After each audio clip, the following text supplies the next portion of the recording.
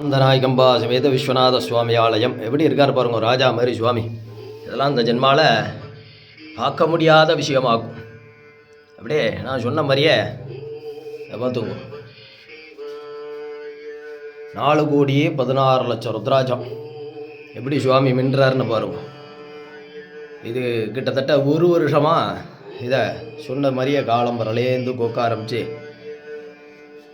காலம்பரை 8 மணிலேருந்து ஆரம்பித்து நைட்டு 6:30 மணி மட்டும் டெய்லி நடந்த சம்பவம். இது சாதாரணமான விஷயம் கிடையாது. இது சாத்தினதுக்கு அப்புறம் தான் இவருடைய அஞ்ஞாபம் நம்மளுடைய தெரிய ஆரம்பித்ததாகும். இதை ஏன்னா வர முடியாதவளைக்காண்டி இதை தரிசனத்துக்காண்டி இந்த வீடியோ எடுத்துருக்கேன்.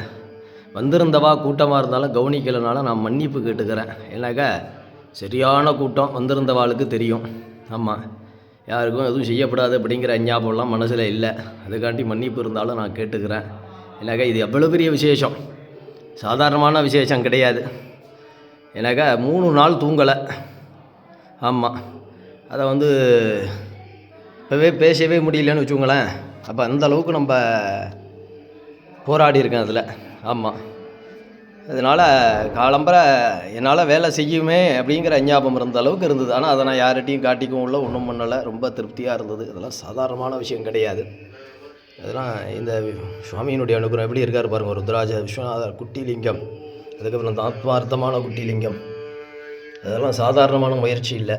அதனால் இதை நான் வர முடியாதவாளுக்கும் வந்தவாளுக்கும் இதை ஞாபகமாக காட்டிக்கிறேன். ஆமாம், இதை தரிசனம் பண்ணிக்க வேண்டியது. ஆமாம், மனப்பூர்வமான நன்றி. நமஸ்காரம்.